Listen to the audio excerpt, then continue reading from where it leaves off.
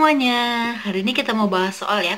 Ini soalnya yaitu tentang masih hitung pH. Ini pada bagian titrasi ya, karena berhubungan dengan indikator. Oke, jadi ini sekarang kita ngitung pH-nya nggak pakai hitungan, tetapi berdasarkan indikator yang sudah ditentukan gitu. Jadi untuk menguji pH itu ada beberapa indikator, nanti teman-teman juga akan belajar, yaitu ada misalnya nih indikatornya metil merah, brom timur biru, brom kresol ungu, terus fenolfetalin kayak gitu. Jadi banyak jenisnya, dan setiap indikator itu dia mempunyai range pH tertentu kayak gitu. Jadi kita bisa menentukan pH suatu larutan itu yaitu dengan berdasarkan range-nya. Kalau hitungan kan kita udah tahu nih, maksudnya kita menghitung nanti kita akan dapat angka pasti, misalnya nih pH-nya 4,8 gitu. Tetapi kalau menggunakan indikator ini, itu kita cuma tahu bahwa pH suatu larutan itu dia berdasarkan di dalam range tertentu kayak gitu. Oke, kita langsung masuk soalnya aja ya. Yaitu nih, dua jenis air limbah yang diambil dari tempat berbeda menggunakan beberapa indikator. Berikut data hasil pengujian limbah dengan indikator tersebut. Oke, biasanya soal ini dia itu dalam bentuk tabel seperti ini ya. Oke, jadi dia biasanya dalam bentuk tabel, dikasih tahu nih indikatornya apa, terus trayeknya berapa, terus warnanya apa, terus yang misalnya nih limbah A ternyata setelah diuji atau dikasih indikator dia menunjukkan warna ini kayak gitu. Jadi berdasarkan data ini kita bisa menghitung kisaran pH larutan itu dia berada pada kisaran berapa, apakah dia asam atau basah begitu. Oke, caranya nggak perlu hitung ya. Ini caranya gini. Oke, kita lihat dulu ya yang pertama. Jadi kalau misalnya nih kita mau nentuin limbah terhadap A, jadi kita fokusnya pada yang A ini. Oke, dan perhatikan yang ini warnanya. Warna ini kan range-nya ya. Berarti kalau misalnya nih metil merah itu berarti nanti perubahannya yaitu dari merah ke kuning. Terus range pH-nya 4,2 sampai 6,3 begitu. Dan begitu juga sama yang ini ya. Nih, berdasarkan data hasil pengujian pH, air limbah A dan B berturut-turut berapa? Oke, sekarang kita buat dulu yang untuk larutan A ya. Air limbah A, sorry. Oke, ini untuk air limbah A. Oke, caranya sederhana banget ini. Jadi kita buat dulu garis horizontal. Oke, maaf ya ini kan nggak lurus. Terus kita buat angka. Angka-angka yang kita pakai itu adalah angka yang ada pada trayek pH ini. Oke, caranya begini. Misal ya, yang pertama kita perhatikan dari metil merahnya dulu, yaitu dia range-nya yaitu merah kuning.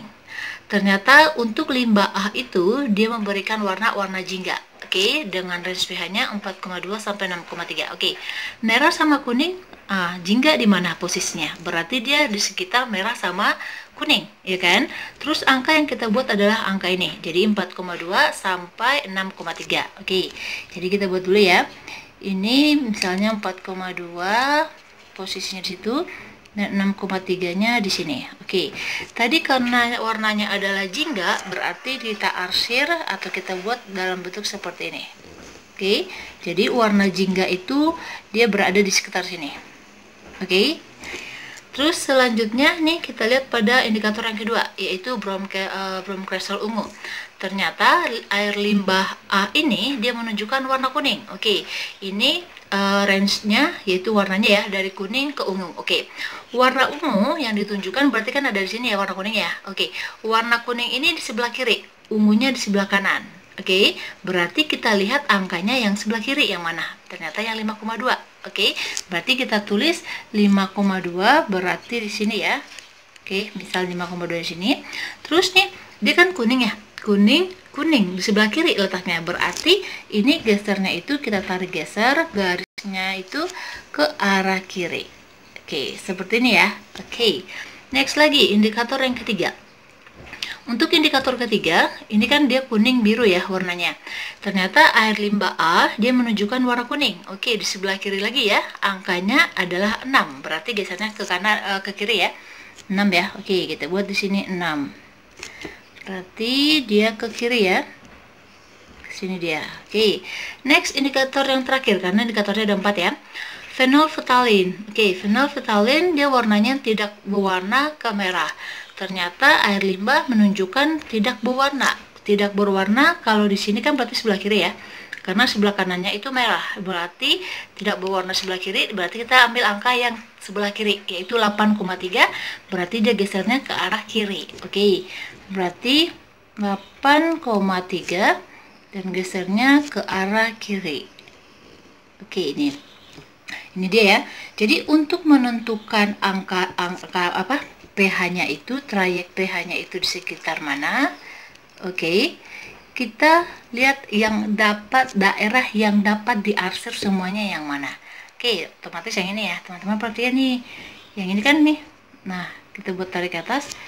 Ini, ya kan? Berarti yang dapat arsir semuanya yang ini. Ya kan? Kalau misalnya kita ambil ini, berarti ini nggak kena. Kayak gitu, ya kan? Berarti yang kena arsir semuanya itu adalah yang ini.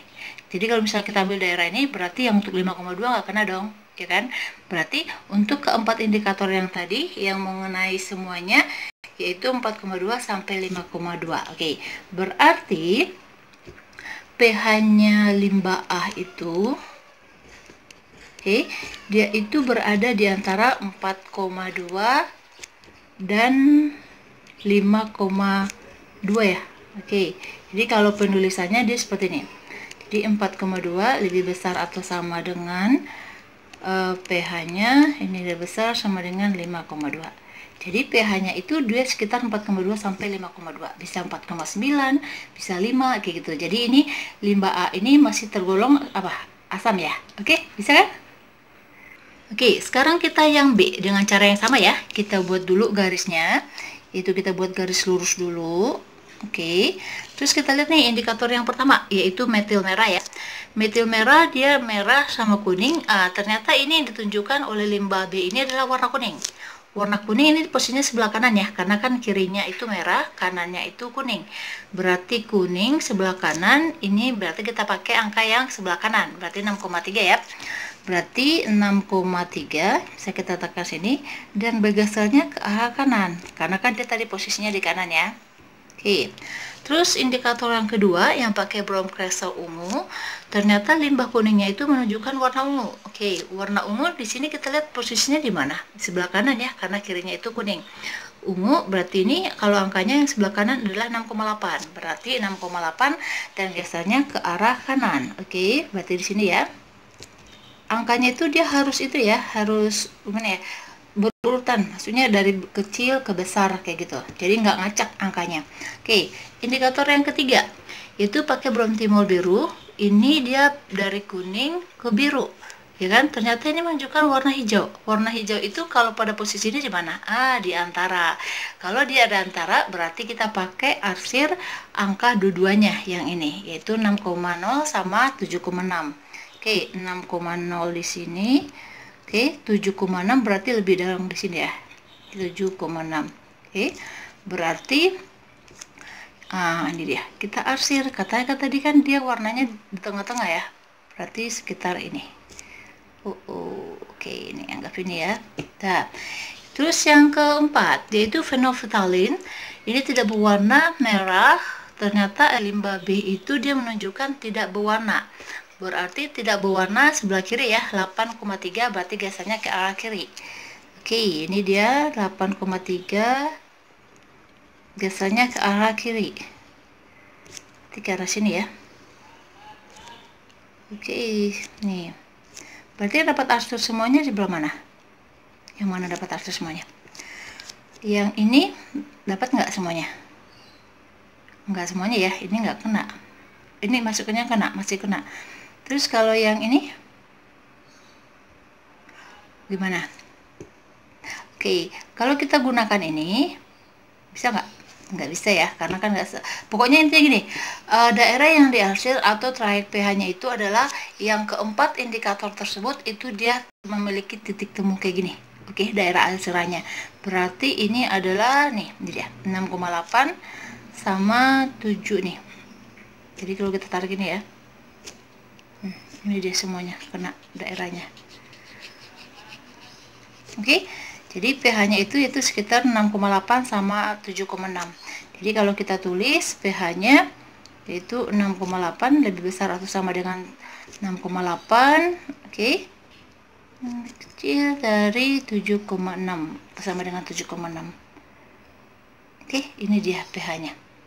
Oke, gampang kan untuk menentukannya. Jadi ingat, kalau misalnya menggunakan indikator ini kita nggak dapat nilai pH-nya pasti ya. Misalnya pH larutan limbah A itu 8, enggak. Tetapi kita cuma tahu range-nya ini, berarti limbah B ini dia berada pada nih pH sekitar 6,8, 7,6. Berarti di sekitar ini.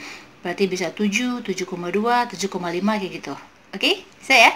Oke, demikian dulu untuk pembahasan menghitung pH menggunakan indikator. Oke, semoga teman-teman semuanya mengerti, dan kalau misalnya masih kurang atau mungkin teman-teman ada pertanyaan, kalau bisa saya akan bantu, nanti tulis di komen aja ya.